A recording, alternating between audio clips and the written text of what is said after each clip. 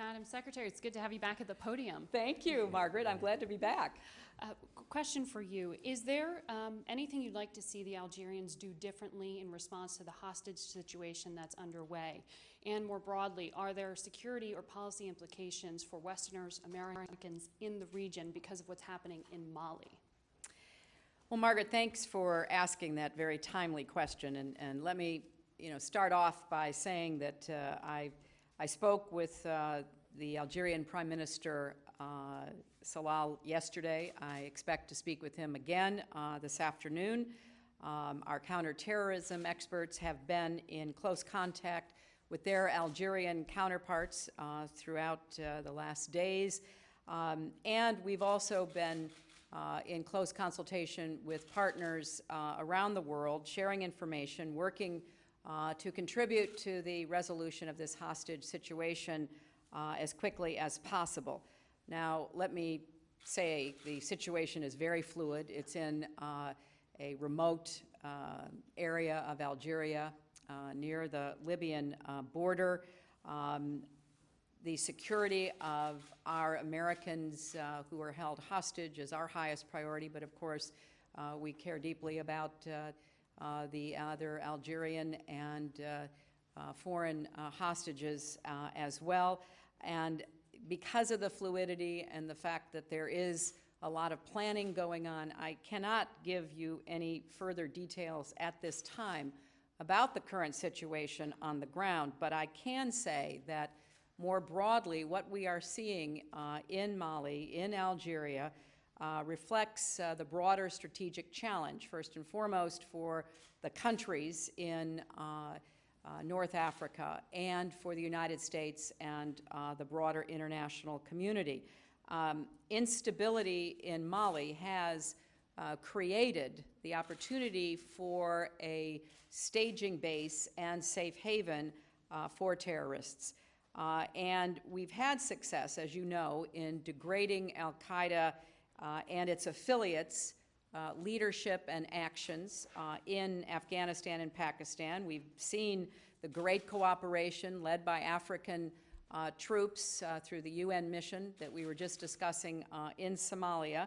But let's make no mistake, there is a continuing effort by the terrorists, whether they call themselves one name or al-Qaeda, to try to destroy the stability, the peace and security of the people of this region. These are not new concerns. In fact, this has been a top priority for our entire national security team for years. We've worked with the government of Yemen, for example, and their efforts against al-Qaeda in the Arabic Peninsula. We've worked in something called the Trans-Sahara Counterterrorism Partnership, which works with 10 countries across the region. So we have been working on these problems, trying to help build capacity, trying to create regional networks to deal with problems in one country that can spill over the border of another, and working to provide American support for the disruption of these terrorist networks.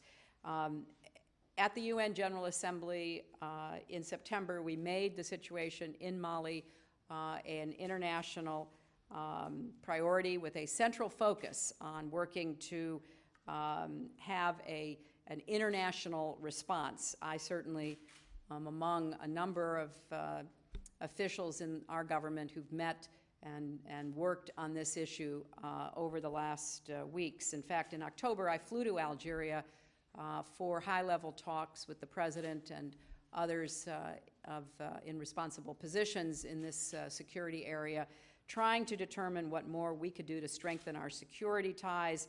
In November, I sent Deputy Secretary Burns and a team to Algeria to really get into depth about what more we could be doing. And then in December, we began to reach out more broadly in the ongoing counterterrorism discussions that we have. Now, I say all of this because I think it's important that we put this latest incident into the broader context. This incident will be resolved, we hope, with a minimum loss of life. But when you deal with these relentless terrorists, life is not in any way precious to them. But when this incident is finally over, we know we face a continuing, ongoing problem. And we're going to do everything we can to work together to confront and disrupt al-Qaeda in the Islamic Maghreb. We're going to be working with our friends and partners in North Africa. We are supporting the French operation in Mali with intelligence and airlift. We're working with a half a dozen African countries, as we did with respect to Somalia over so many years, to help them be prepared to send in African troops.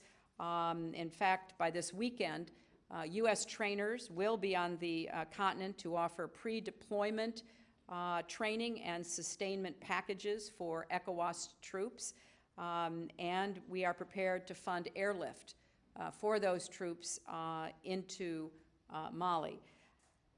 This is difficult but essential work. These are some of the most remote places on the planet, very hard to get to, difficult to have much intelligence from.